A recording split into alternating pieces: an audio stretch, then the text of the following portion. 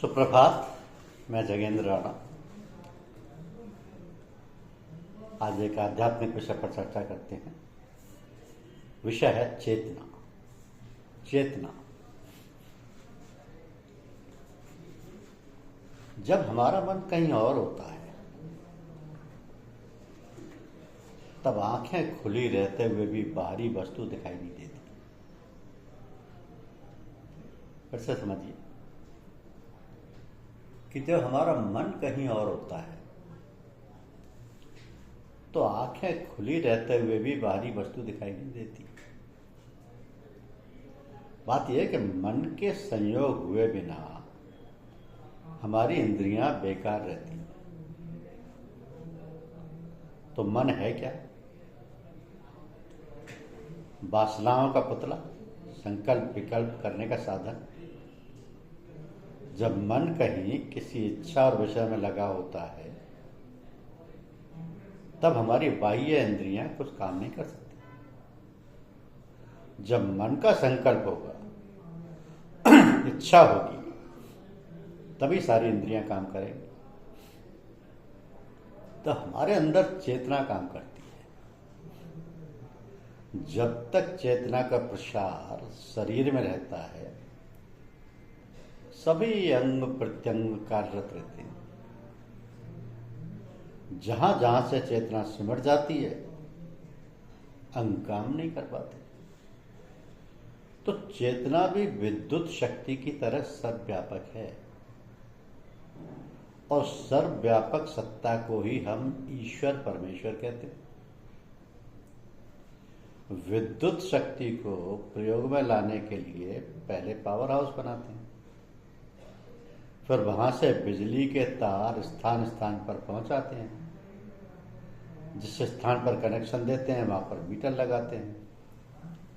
उस मीटर से भिन्न भिन्न स्थानों पर तार ले जाकर स्विच लगाते हैं। स्विच जब चाहे ऑन कर लें, जब चाहे ऑफ कर लें। इसी प्रकार हमारे शरीर रूपी कारखाने में मन रूपी स्विच है। मन रूपी स्विच है। तो मन क्या है? जड़ चेतन ही ग्रंथि पर गई, जदप मृषा छूटत कठिनाई। जड़ चेतन ही ग्रंथि पर गई, जदप मृषा छूटत कठिनाई। हमारी चेतना की धार जहां जहां प्रभावित होती है वहीं वहीं अंग चेत जाते हैं, जागृत हो जाते हैं, काम में लग जाते हैं। तो इस चेतना का संबंध मन ही के द्वारा होता है। हमारी आत्मा चेतन है, शरीर जड़ है। जैसे विद्युत प्रवाहित होने पर यदि बल्ब खराब है तो रोशनी नहीं होगी, इसी प्रकार यदि हमारे शरीर का कोई अंग खराब हो तो उस जगह स्विच ऑन होने पर भी मन का, इच्छा का, उधर ख्याल होने पर भी चेतना का प्रसार नहीं होगा और वो अंग बेकार हो जाएगा। यदि बल्ब ठीक है और स्विच ऑफ है तो भी रोशनी नहीं होगी। इसलिए असली दृष्टि हुई हमारी चेतना। इसलिए असली दृष्टि हुई हमारी चेतना। हमारा शरीर एक कारखाना है, मस्तिष्क पावर हाउस, विभिन्न प्रकार की नस नाड़ियां, बिजली के तार का पसारा है और मन है स्विच। तो जो चेतना या करंट अथवा धीरे या धार सीधे सीधे आत्मा से आ रही है उसमें कोई भी मिलावट ख्यालों की या विचारों की या वासनाओं की नहीं होती। वो अंतर्दृष्टि कहलाती है, दिव्य दृष्टि कहलाती है। जैसे यदि बल्ब रंगीन है तो प्रकाश भी रंगीन होगा। बल्ब का रंग जैसा होगा वैसा ही प्रकाश भी रहेगा। इस प्रकार जिस तरह की हमारी वासनाएं होंगी वैसी हमारी दृष्टि होगी। किंतु अंतर में जो दृष्टि आ रही है वह तो शुद्ध अमलिन है, अतः दिव्य है, पवित्र है। संसार के जो विषय काम, क्रोध, लोभ, मोह, मद और मत्सर हैं, इनका संयोग जब मन से हो जाता है तब हमारा मन, हमारे संकल्प, हमारी इच्छाएं दूषित हो जाती हैं। इन काम, क्रोध आदि को अलग अलग रंग होते हैं और जब हमारी चेतना की धार चलती है तब ये रंग उसमें मिलकर हमारी वासना को दूषित कर देते हैं। तो इच्छा एवं वासना में बहुत अंतर है। इच्छा तो करंट है और वासना रंग है। तो इच्छा में जब वासना का रंग चढ़ जाता है तब वह मलिन हो जाती है और उसी प्रकार की दृष्टि हो जाती है। तो सारे कार्य और शरीर के व्यवहार उन्हीं मलिन वासनाओं के सम्मिश्रण से दूषित हो जाते हैं। तदनुसार कर्म रूपी जाल फैलने लगता है। जैसे मकड़ी अपने मुख से निकालकर जाला बनाती है, उसी प्रकार हमारी वासनाओं का मनमोहक जाल बनकर हमारे चारों ओर लिपट जाता है। हम उसमें फंस जाते हैं और फिर आवागमन रूपी जन्म मरण का चक्र घूमने लगता है। तो जब तक दृष्टि शुद्ध रहती है, किसी प्रकार की मलिनता नहीं आती, तभी तक हमारे शरीर के सारे आचार, विचार और व्यवहार शुद्ध तथा पवित्र रहते हैं। शुद्ध तथा पवित्र उन्हीं कर्मों को कहेंगे जो ईश्वरीय इच्छा अनुकूल हों। ईश्वरीय इच्छा अनुकूल वही होंगे जिसमें हमारी इच्छा शामिल नहीं हो। इसकी पहचान ये है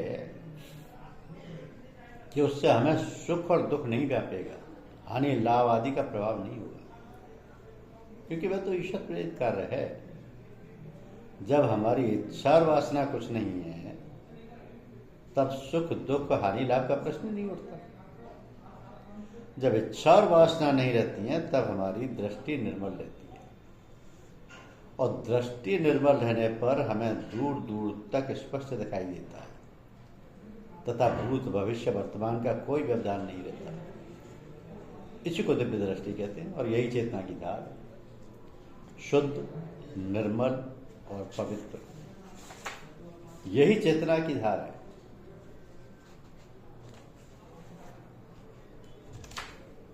तो चेतना के समक्ष नाना रूपधारी संसार नहीं, अपितु एक ईश्वर है। तन के समक्ष तो संसार ही होगा, होना ही चाहिए, किंतु मन, चेतना के समक्ष ईश्वर सिर्फ एक ईश्वर ही होगा। फिर इस अनुभूति के साथ चेतना का जगत से सामंजस्य कैसे होगा? तो कहा जाता है कि कर से कर्म करिए विधि नाना, मन राखिए जहां कृपा निधाना। कर से कर्म करिए विधि नाना, मन राखिए जहां कृपा निधाना। भगवान श्री कृष्ण इसी समन्वय को साधने के लिए अर्जुन से कहते हैं कि तस्मात् सर्वेषु कालेषु मामनुस्मरन् युद्ध च। तस्मात् सर्वेषु कालेषु मामनुस्मरन् युद्ध च। अर्थात हे अर्जुन, तो युद्ध करते हुए निरंतर मेरा स्मरण करता है। युद्ध करते हुए मेरा स्मरण करते रहे। यहां तो भगवान श्री कृष्ण सिर्फ युद्ध की परिस्थिति के लिए भगवत स्मरण के रक्षा कवच दे रहे हैं, योद्धा को सुमिरन का परित्राण दे रहे हैं, ऐसा नहीं। इस संशय के निवारण के लिए प्रभु फिर कहते हैं कि यत् करोसि यदश्नासि यज्जुहेषु ददासि यत् पश्यासि कौन्ते तत्कुरुष्व दर्पणम।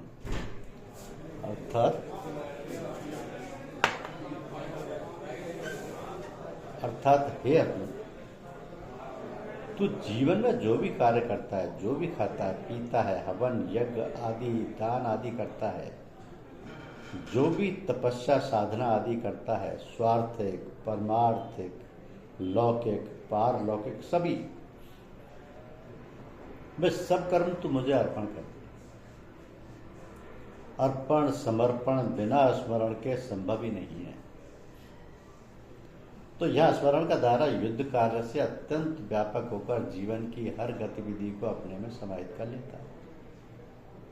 इस तरह भगवान की याद में जीवन के सारे कार्य व्यवहार चलते रहते हैं और मानव सहज ही जीवन लक्ष्य को प्राप्त कर लेता है। तो असल में मानव मन की स्थिति मध्यवर्ती यानी बीच की है। इसके एक ओर तो है इंद्रियों के नाना विषय सुखों का चमकीला झिलमिलाता रंगारंग आकर्षण देह युक्त संसार, और दूसरी ओर ऊर्ध्वमुखता में चलने पर है आत्मा का परम शांति में परम आनंद में सच्चिदानंद स्वरूप अलौकिक दिव्य जगत।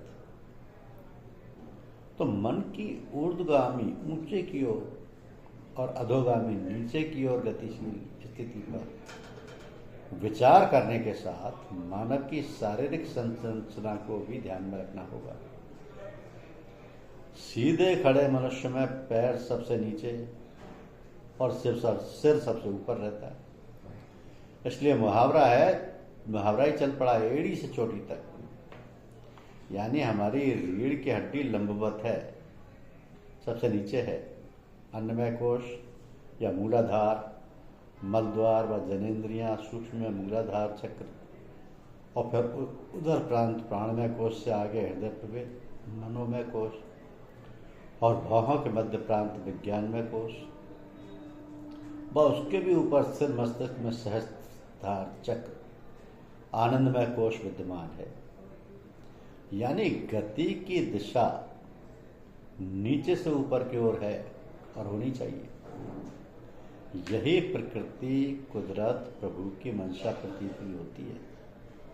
इस संरचना के भीतर जबकि पशु की स्थिति क्षैतिज समतल सपाट है, यानी मुंह सिर उदर जननांग व मल विसर्जन द्वार का स्तर समतल है, सपाट है, एक ही लेवल पर है सारी जैविक क्रियाएं। मनुष्य की तरह नीचे से ऊपर की ओर जैसा क्रम ही नहीं। ऊपर की ओर उठने की, उत्थान की, ऊर्ध्वगमन की कोई संभावना नहीं। तो सबसे नीचे है कर्म का संसार। जन्म धारण करते ही कर्म का व्यापार शुरू होता है। थोड़ा आगे चलने पर है भक्ति और थोड़ा आगे चलने पर है ज्ञान। तो जब तक कर्म भक्ति और ज्ञान से रहित है तब तक वह केवल कर्म है जो कि बंधन कारक है और आवागमन का कारण बनता रहता है।